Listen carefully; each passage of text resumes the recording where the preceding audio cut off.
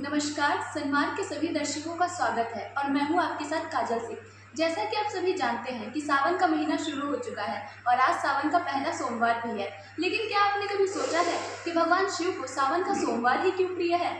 सावन सोमवार का व्रत क्यों किया जाता है? ऐसे ही रोचक प्रश्नों के साथ सन्मार्ग डिजिटल पहुंच चुका है कोलकाता के गोवा बागान में स्थित एक शिव मंदिर में, जहां हम लोग राम प्रकाश उपाध्याय पंडित जी से बात करेंगे, जो कि एक बहुत बड़े ज्योतिषी हैं और आचार्य भी हैं। वो इन सारे सवालों के जवाब देंगे और हमारी शंका का समाधान करेंगे। तो आइए बात करते हैं। प्रणाम पंडित जी। हमारा पहला सवाल आपसे ये है कि सावन सोमवार का व्रत क्यों किया जाता है? भगवान शिव को चंद्र बहुत प्रिय है। चंद्र का एक पर्यायवाची है सोम। और अगर देखा जाए तो चंद्रमा और शिव साढ़ू लगते हैं। साढ़ू का मतलब समझ गए होंगे। राजा दक्ष जो हैं उनकी 60 कन्याएं थी, जिसमें से 27 कन्याओं का विवाह चंद्रमा के साथ हुआ और दक्ष की कन्या का विवाह भगवान शिव से भी हुआ था। इस हिसाब में लोग साढ़ू लगते हैं। तो चंद्रमा 27 कन्याओं में रोहिणी को सबसे ज़्यादा मानती थी। तो बाकी जो 26 कन्याएं थी वो जा करके अपने पिता से शिकायत की, क्योंकि कोई भी कन्या ससुराल की शिकायत लेकर के अपने मायके ही जाती है, अपने माता पिता के पास ही जाती है। तो जा करके शिकायत की तो दक्ष ने श्राप दिया चंद्रमा को कि आपको क्षय रोग हो जाए। अब चंद्रमा इस रोग को लेकर के परेशान थे तो नारद जी ने उनको जाकर के बताया कि महाराज, आप भगवान एक तरह से शिव का आराधन करें और शिव का जब आराधन करेंगे तो क्षय रोग दूर हो जाएगा। तो सर्वप्रथम भगवान शिव का आराधन चंद्रदेव ने ही किया था और साढ़ू होने के नाते भगवान शिव को सोम अत्यंत प्रिय है। शिवलिंग पर जल चढ़ाने की विधि। शिव की उपासना के बाद शिव का जल हम कैसे चढ़ाएं, शिव के ऊपर जल कैसे चढ़ाएं, तो सबसे बड़ी विशेषता है कि शिव को जलधार अत्यंत प्रिय है। सर्वप्रथम मंदिर में जाएं तो सबसे पहले वहाँ दरवाजे के दोनों किनारे कम से कम जल गिराएं। इसके बाद नंदीश्वर के यहाँ जल गिरा करके, इसके बाद चूँकि ये महादेव है और कहीं भी प्रधान देवता का पूजन अंत में ही होता है। एक सत्यनारायण भगवान का कथा हम लोग कहते हैं तो शालिग्राम भगवान का अंत में पूजन होता है। इसके बाद गणेश जी के यहाँ, पार्वती जी के यहाँ, कार्तिकेय के यहाँ, शिव परिवार के जितने भी सदस्यगण हैं उनके यहाँ जल ढालने के बाद अंत में पंचाक्षरी मंत्र बोल करके या हर हर महादेव बोल करके शिव पर सारा जल हम लोग ढाल देते हैं। हाँ, जल में कुछ चंदन वगैरह जरूर रहना चाहिए, सादा जल नहीं। कौन कौन से द्रव्यों से भगवान शिव का अभिषेक फलदायी होता है? विभिन्न कामनाओं की पूर्ति के लिए हमारे शास्त्रों में शिवाभिषेक करने की विधि का वर्णन है, जिसमें कि कुछ मैं द्रव्यों का वर्णन करूंगा, कुछ द्रव्यों का नाम लूँगा। जैसे यदि कोई गोदुग्ध से उनका रुद्राभिषेक करता है, शिवाभिषेक करता है, तो उसको आयु की प्राप्ति होती है, पुत्र की प्राप्ति होती है। किसी को लक्ष्मी की कामना हो, क्योंकि अर्थोमूलम अनर्थानाम, अर्थ चाहिए लेकिन अनर्थ के लिए अर्थ नहीं चाहिए, तो भगवान से प्रार्थना करनी चाहिए कि भगवान अर्थ दीजिए, धन दीजिए, लेकिन अनर्थ के लिए मत दीजिए। तो उसके लिए मधु से हम लोग अभिषेक करते हैं। और आरोग्यता के लिए भी हम लोग चाहें तो गंगा जल में कुश डाल करके, कुशोदक उसको बोला जाता है, आरोग्यता के लिए, स्वास्थ्य के लिए हम लोग गंगा जल से कर सकते हैं। यदि कोई शत्रु से परेशान है तो सरसों के तेल से कर सकता है। इस तरह से बहुत सारे द्रव्य हैं। और जिन जिन इच्छाओं के लिए, अगर लक्ष्मी की इच्छा हो तो गन्ना के रस से भी हम लोग करते हैं, इक्षु रस से, उसको संस्कृत में इक्षु बोला जाता है। तो गन्ना के रस से हम लोग लक्ष्मी के लिए कर सकते हैं।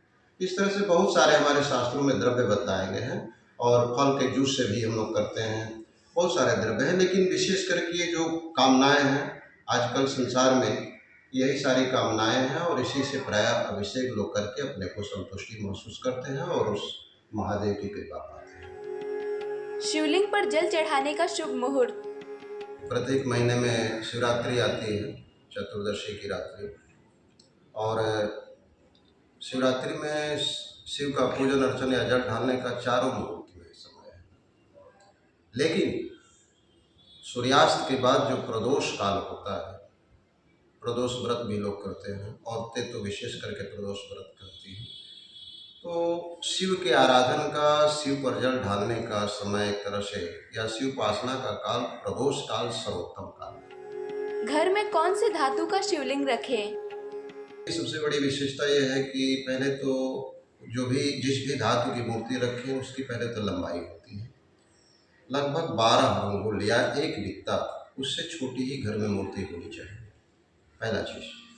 दूसरा चीज़ ये है कि हम घर में काले शिवलिंग का कभी भी स्थापना न करें, उससे देह दोष लागू होता है वास्तुशास्त्र के अनुसार।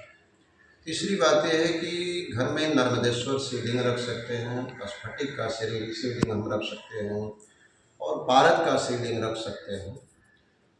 पीतल का भी शिवलिंग रखने का विधान है, स्वर्ण के भी शिवलिंग रखने का विधान है, लेकिन नर्मदेश्वर शिवलिंग में सबसे बड़ी विशेषता यह है कि जिस तरह से शालिग्राम भगवान की उत्पत्ति एक तरह से नर्मदा नदी से हुई है, एक गंडकी नदी से हुई है, उसी तरह से नर्मदेश्वर शिवलिंग की उत्पत्ति जो है नर्मदा नदी से हुई है और इसमें भगवान शिव स्वयं प्राण प्रतिष्ठित रहते हैं, इनके प्रतिष्ठा की कोई आवश्यकता नहीं होती है और नर्मदेश्वर शिवलिंग सबसे सर्वोत्तम माना जाता है घर में। विशेष ग्रह बाधा में शिवार्चन ही क्यों किया जाता है? त्रिदेव में ब्रह्मा विष्णु महेश है और पितामह ब्रह्मा जी को सृष्टि के निर्माण का कार्य सौंपा गया है, परम सत्ता ने सौंपा है और सृष्टि के पालनहार भगवान विष्णु और सृष्टि के संहारक जो है महाकालेश्वर, ये काल के भी महाकाल है। और सबसे बड़ी विशेषता यह है कि शिव की आयु सबसे लंबी होती है, इसीलिए कोई आशीर्वाद देता है तो कहता है कि शिवायु भव, दीर्घायु भव। और इनका एक रूप है महामृत्युंजय, मृत्युंजय मृत्यु को जीतने वाले, मृत्यु को जीतने के कारण इनका नाम मृत्युंजय पड़ा है। और मृकंड का भी आप लोगों ने कथा सुन रखा होगा। तो भगवान शिव की आराधना से क्या होता है कि व्यक्ति को दीर्घायु प्राप्त होती है। तो रोगी है या एक तरह से शैया पर पड़ा हुआ है, शरीर उसका क्षीण हो गया है, तो उसको पुष्ट करने के लिए महामृत्युंजय मंत्र के अतिरिक्त कोई दूसरा उपाय है नहीं। इसीलिए प्रायः जनता जनार्दन शिव के शरण में जाती है और कहा भी गया है कि बिना सदाशिवो में ही संसारम कर्तुम इच्छति सब मूढ़ो ही महापापी शिव द्वेषी न संशय। माने बिना शिव की उपासना के यदि कोई संसार में रहना चाहे तो वो महापापी है और शिव द्रोही है, और शिव का जो द्रोही होता है वो भगवान राम को प्रिय नहीं। इसलिए शिव उपासना अनिवार्य है, कष्टकारक समय में विशेष करके। लोग रुद्राभिषेक कराते समय हवन क्यों नहीं करवाते? गीता प्रेस से निकलने वाली प्रमुख पुस्तक है श्रावण महात्म्य, उसके 3 अध्याय में आप जाएंगे तो उसमें साफ लिखा है, भगवान शिव कह रहे हैं कि मुझे जलधार अत्यंत प्रिय है और उसके बाद रुद्र मंत्रों से मेरा होम होना चाहिए। शास्त्र जो है आपको अनुमति देता है कि शिवाभिषेक से शिव प्रसन्न होते हैं और जितना जलधार से प्रसन्न होते हैं उतना ही वो हवन से प्रसन्न होते हैं। इसलिए रुद्राभिषेक में या शिवार्चन में हवन अनिवार्य होना चाहिए। जो नहीं करते हैं, मैं इस चैनल के आपके माध्यम से ये उनसे आग्रह करूँगा कि निश्चित रूप से यजमान के भला के लिए और अपने भला के लिए शिवाधार रुद्राभिषेक के साथ साथ हवन का भी व्यवस्था रखें। इससे यजमान का भी भला होगा, आपका भी भला होगा और वातावरण भी शुद्ध। व्रती को किन बातों का विशेष ध्यान रखना चाहिए? शास्त्रानुकूल आचरण किया जाता है। तो आचरण में क्या होता है, हमारे शास्त्रों में आचरण का निर्धारण किया गया है कि व्रती जो है सुबह अपने दैनिक क्रिया से निवृत्त होकर के स्वच्छ वस्त्र आदि पहन करके इसके बाद उपवास रहे, बहुत हो तो फल जल ग्रहण कर सकता है, साथ ही काम से दूर रहे, क्रोध से दूर रहे, पर निंदा से दूर रहे और लोभ से भी दूर रहे। इन विशेष करके जो चारों अवगुण हैं, दुर्गुण हैं, इनसे उस दिन व्रती को दूर रहना चाहिए। और विशेष करके दिन भर या रात्रि जागरण का भी विधान है। इन सभी से दूर रह करके और जितना हो सके शिव के मंत्रों का जप करें तो उसका कल्याण। इस बार के सावन में कौन सा दुर्लभ संयोग बन रहा है? इस वर्ष का जो सावन है 5 सोमवार निकल गया है। प्रथम सोमवार से लेकर के अंतिम सोमवार 19 तारीख को, 19 अगस्त को, जिस दिन राखी पूर्णिमा है, उस दिन भी सोमवार है, तो 5 सोमवार अपने आप में शिव के पंचानन होने का एक तरह से क्या है प्रमाण है। और शिव पंचानन है और सोमवार भी 5 मिल रहे हैं। चाहे तो हम 5 सोमवार में एक-एक उनके मुख का भी आराधना कर सकते हैं। अब रही दूसरी बात यह है कि इस वर्ष कौन सा दुर्लभ संयोग बन रहा है। तो सबसे बड़ी बात यह है कि 27 नक्षत्र में श्रवण नक्षत्र के नाम पर श्रावण का नाम पड़ा है। हर महीने का नाम, 12 महीने का नाम जो है एक तरह से नक्षत्रों के नाम पर पड़ा हुआ है। तो श्रवण नक्षत्र के नाम पर श्रावण उसका नाम पड़ा है इस मास का। दूसरी बात यह है कि सबसे बड़ा पहला संयोग यह है कि जिस दिन 22 जुलाई को सोमवार को श्रावण प्रारंभ हो रहा है, उस दिन भी श्रवण नक्षत्र है। और 19 अगस्त को जिस दिन की राखी पूर्णिमा है, उस दिन भी श्रवण नक्षत्र है। माने श्रावण का आरंभ श्रवण नक्षत्र से और श्रावण की समाप्ति श्रवण नक्षत्र से। और नहीं तो अमावस्या के दिन रवि को संयोग मिल रहा है। और इसके अलावा अगर ज्योतिष शास्त्र में हम जाते हैं तो इस वर्ष शनि जो है कुंभ राशि पर चल। कुंभ राशि शनि की मूल त्रिकोण राशि है, जिसको हम ज्योतिष शास्त्र में पंच महापुरुष योग में सस योग बोलते हैं। और इसके अलावा सूर्य और शुक्र जो है दोनों एक राशि पर चल रहे हैं, शुक्रादित्य योग।